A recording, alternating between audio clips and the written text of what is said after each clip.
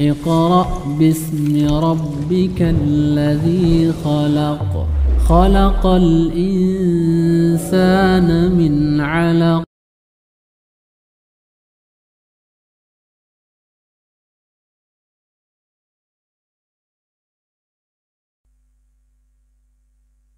Assalamualaikum warahmatullahi wabarakatuh. Para pemirsa yang dirahmati Allah, kita ketemu kembali dalam kajian rasionalitas Quran, yang mana pada kali ini tema yang menarik akan kita kaji, yaitu tentang surga. Ada dua pendapat tentang keberadaan surga ini. Ada yang mengatakan surga ini sudah ada, dan ada juga yang mengatakan surga belum ada. Bagaimana pandangan dari sisi rasionalitas Quran, Pak Iswan? Makasih Pak Jul. Assalamualaikum warahmatullahi wabarakatuh. Sebenarnya masalah ini ya udah sering ya, Pak Jul, udah sering. Cuma kita kan kalau bukan bagi kami mungkin ya, karena ada dua ini kan, mau tidak mau kan memilih. Mungkin saja apa yang kita katakan ini mungkin berbeda dengan pandangan-pandangan teman-teman atau para ulama. Tapi perlu saya sampaikan, seperti yang disampaikan Pak Jul tadi, saya hanya membahas dari sisi rasionalitas Quran. Jadi hanya semata-mata itu yang pertama. Yang kedua, tadi Pak Jul menanyakan apakah surga itu udah ada gitu. Nah, sebenarnya bukan surga saja kan, surga, neraka, bidadari, ya segala satu paket itulah yang apa, ada atau tidak gitu. Nah, kalau dia satu paket, supaya sama kita bisa menjawab ini, mungkin pertanyaannya bisa kita perluas lagi, dan kita tahu semua itu kan katanya nanti ada di negeri di negeri akhirat setelah terjadi kiamat gitu. Nah, mungkin pertanyaannya, apakah negeri akhirat itu sekarang udah ada gitu? Sebab barang-barang itu munculnya ketika di negeri akhirat. Nah, itu yang pertama. Yang selanjutnya mungkin sebelum kita menetapkan, mungkin kita akan membahas beberapa tema yang sudah kita bahas pada yang lalu. Yang pertama misalnya al-ayat. Nah, di dalam Al-Quran, mana al-ayat ini adalah seluruh fenomena, seluruh sebab akibat, seluruh gejala-gejala yang timbul akibat adanya keberadaan sistem daripada benda-benda material di alam semesta ini gitu. Nah, ini dia menimbulkan fenomena. Fenomena inilah yang disebut ayat.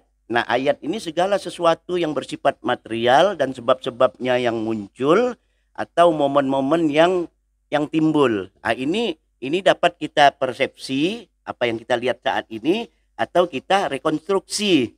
Artinya fenomena-fenomena yang lalu, misalnya masalah planet, ruang angkasa, bagaimana terbentuknya bumi. Nah, ini kan bisa direkonstruksi, tapi barangnya pernah ada, merupakan satu lanjutan gitu. Nah, fenomena-fenomena ini sebagaimana sudah kita bahas juga di tema 25, 26 dan 49 kalau tidak salah.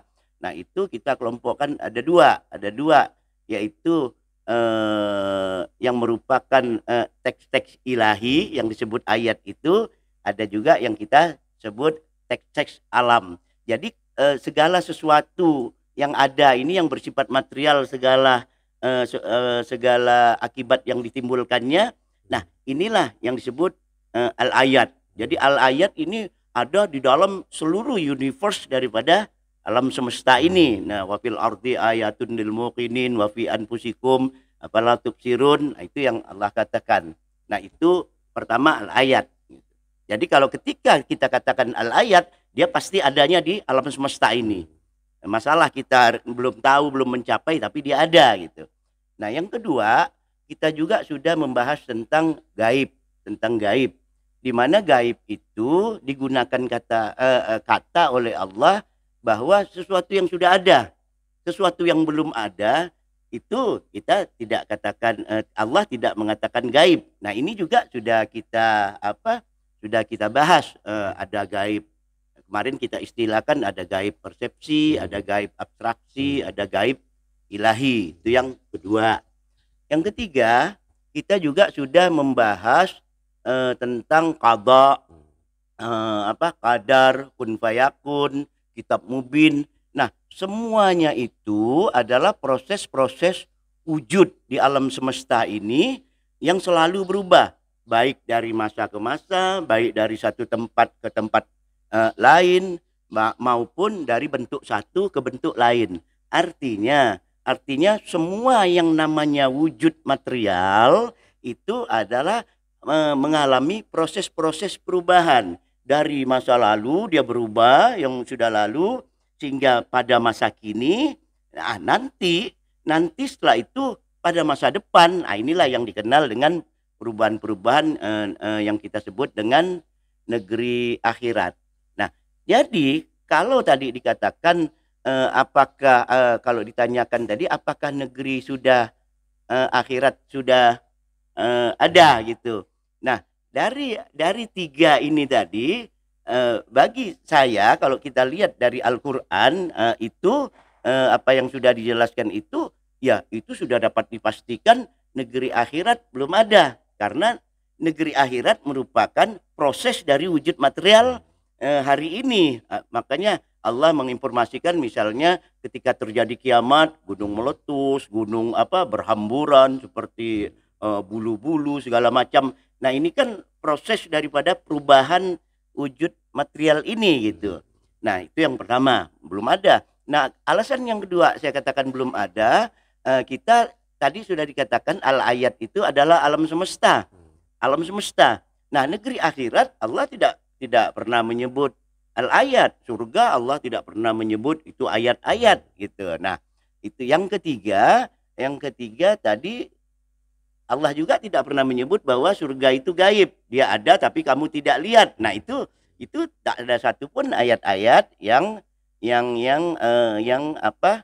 kita yang kita temukan di dalam Al-Qur'an. Artinya kesimpulannya yaitu surga, negeri akhirat belum ada, akibatnya surga, neraka beserta perangkatnya, bidadari yang dikatakan itu, ya itu artinya belum ada gitu. Nah, itu yang dapat saya sampaikan gitu. Bagaimana dengan surga atau Jannatul Ma'wa yang dilihat Nabi SAW di Sidratul Muntaha ketika Mi'raj? Nah, itu kan kalau dengan pemikiran Quran yang tadi saya bahas kan gampang saja. Tinggal lihat aja yang disebut Allah Jannatul Ma'wa itu ayat atau bukan gitu. Nah, ini kan ayat atau bukan gitu. Nah, ini kan di surah An-Najm ayat 15 sampai berapa itu, sampai 18. Nah, itu kan Allah katakan indaha jannatul ma'wa. Di Sidratul Muntaha itu, di sana itu ada yang namanya Jannatul Ma'wa yang kita terjemahkan surga. Surga tempat tinggal. Isyasya ihyasyal sadratu ma yakhsha. Jadi ketika di Sidratul Muntaha itu diliputi oleh sesuatu yang meliputinya. Nah, terus dilanjutkan mazaghal basyara wa ma taha. Jadi pandangan penglihatan Rasulullah itu tidak berpaling dan tidak juga melampaui, dia hanya melihat itu. Nah, terus dilanjutkan ayatnya laqad ra'a min ayati rabbihil kubra. Artinya yang dilihat Sidratul Muntaha, yang Jannatul Ma'wa yang kita katakan tadi, nah itu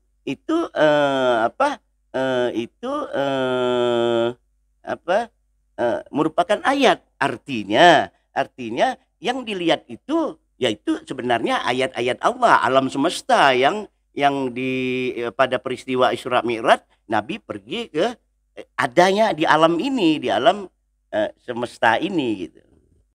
Jadi dimungkinkan kita ke sana, Pak Iswan. Nah, kalau ini di alam semesta bukan dimungkin lagi, malah Allah memerintahkan kan. Nah, kita lihat di surah Ar-Rahman ayat 32 itu kan, ya ma'asyiral jinni wal ins anistata'tum an tanfuzu min aqtaris samawati wal fanfuzu. Nah, hai jin dan manusia, nah, silakan saja katanya. Kalau kamu mampu, kamu arungilah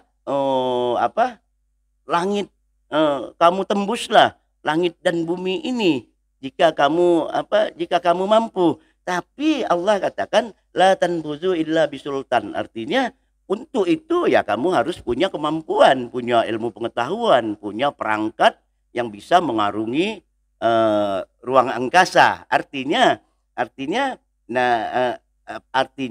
di luar angkasa, di dalam universe ini ada tempat yang namanya jannah. Kita sudah bahas jannah, surga itu bisa di universe ini, bisa juga surga yang nanti dijanjikan Allah di akhirat. Nah, itu Allah masing-masing menggunakan kata jannah gitu. Ya, kalau yang Jannatul Ma'wa yang ada dalam surah Sajadah ayat 19 itu bagaimana Pak Isman? Nah, kalau Jannatul Ma'wa yang disebut di surah As-Sajadah 19 itu kalau kita lihat itu Allah katakan ammal ladzina amanu wa amilus salihati falahum jannatul ma'wa. Nah, orang-orang yang beriman itu nanti dan orang-orang yang beramal saleh itu, maka bagi mereka nanti ada jannatul ma'wa yang diberikan kepada mereka nuzulan bima kanu ya'malun, dengan apa yang sudah mereka kerjakan. Ya. Nah, ini baik sebelumnya atau sesudah ayat ini tidak ada Allah mengatakan itu al-ayat. Nah, jadi jannatul ma'wa yang disebut Allah di surah As-Sajadah 32 itu, jannatul ma'wanya itu adalah jannatul ma'wa nanti yang ada di yang akan ada di negeri akhirat. Sedangkan Isra Mi'raj yang dialam oleh Rasulullah itu jannatul ma'wa yang ada di universe ini. Karena yang satu Allah katakan ayat, yang satu Allah tidak katakan itu ayat-ayat Allah gitu. Nah, jadi bagaimana dengan firman Allah yang menyebutkan bahwa surga itu akan didekatkan? Kalau firman Allah yang mengatakan surga akan didekatkan kepada orang-orang mukmin, ini ada di surah Qaf 31 dan di surah At-Takwir 13. Ini kan pertama kalau kita tanya dulu, surga ini wujud material atau bukan gitu. Pasti wujud material, ya kan? Nah, kalau wujud material, nanti dia karena negeri akhirat belum ada, dia merupakan proses daripada hari ini, masa lalu, hari ini, kemudian ada perubahan, ada lompatan sehingga perubahan dimensi yang disebut dengan kiamat itu, ada ledakan sebagaimana perubahan dimensi masa lalu, ada ledakan, nah itu berubah dimensi gitu. Artinya ya memang nanti informasi Allah itu nanti aku dekatkan kepada orang-orang yang beriman. Artinya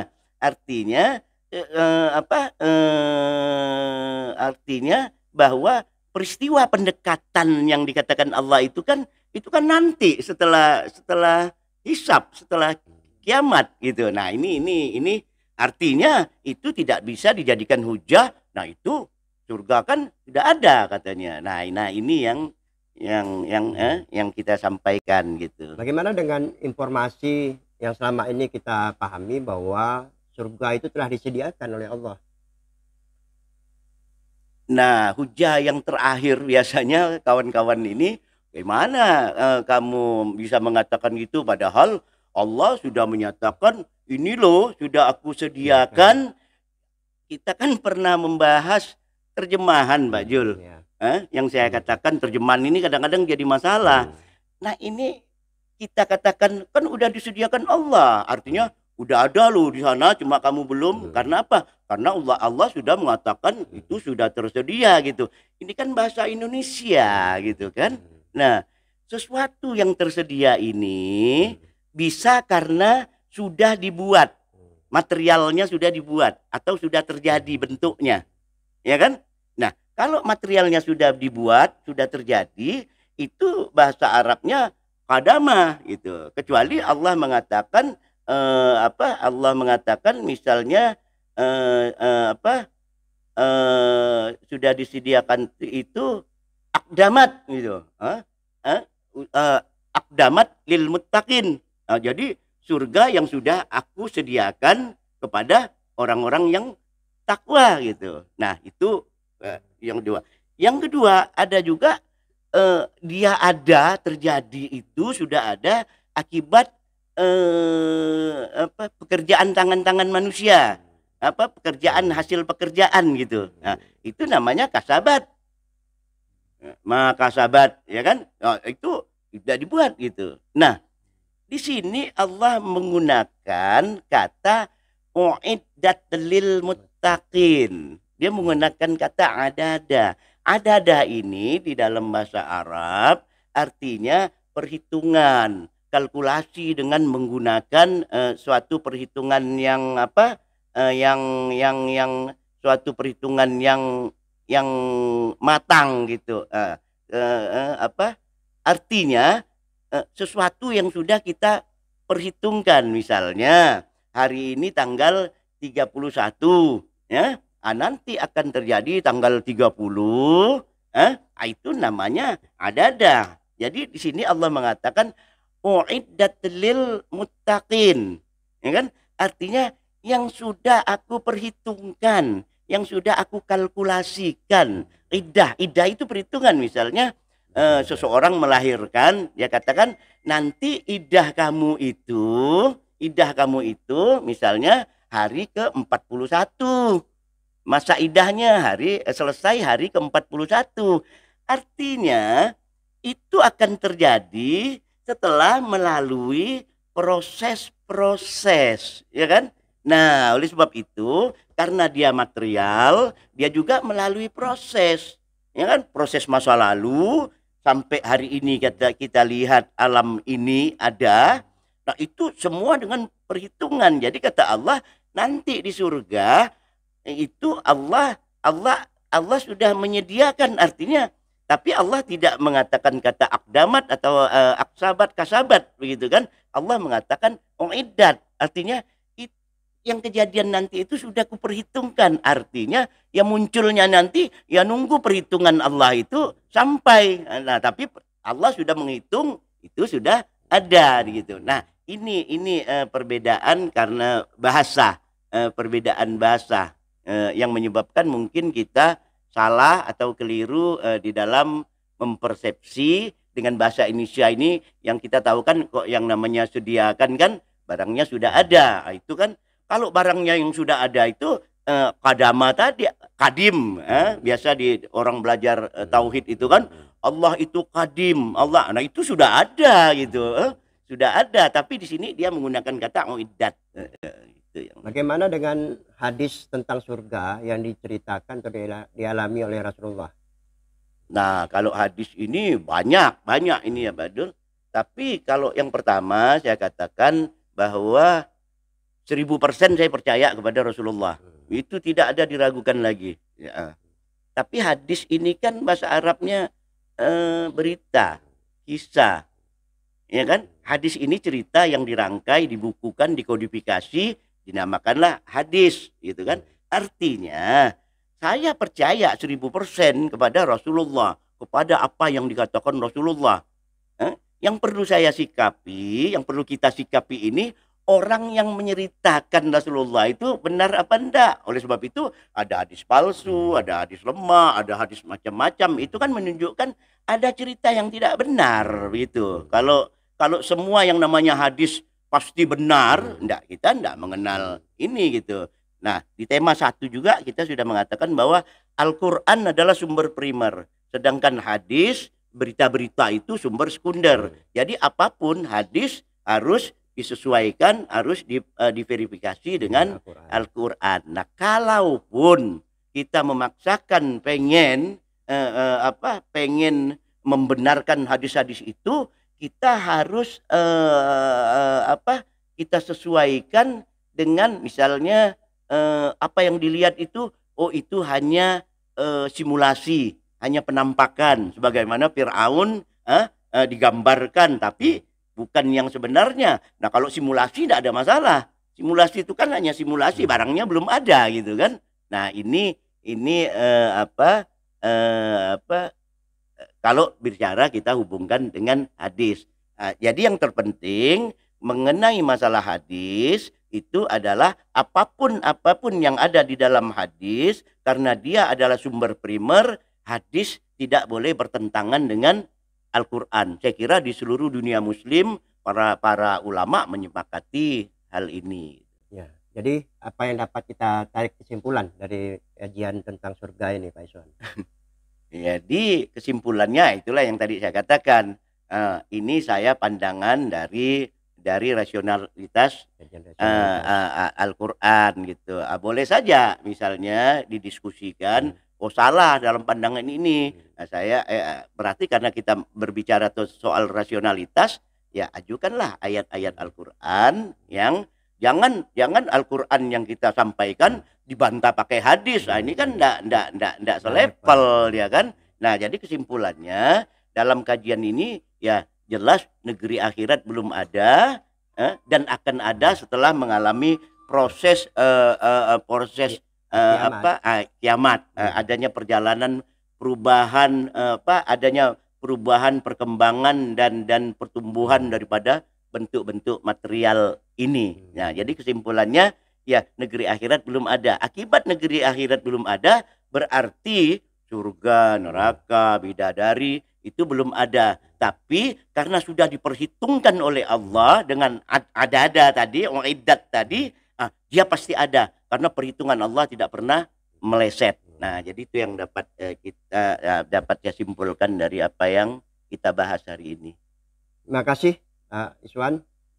Pemirsa yang dirahmati Allah, demikianlah kajian rasionalitas Quran kita kali ini, dan sampai ketemu pada tema-tema yang menarik yang akan kita kaji pada masa yang akan datang. Terima kasih. Wassalamualaikum warahmatullahi wabarakatuh. Waalaikumsalam warahmatullahi wabarakatuh.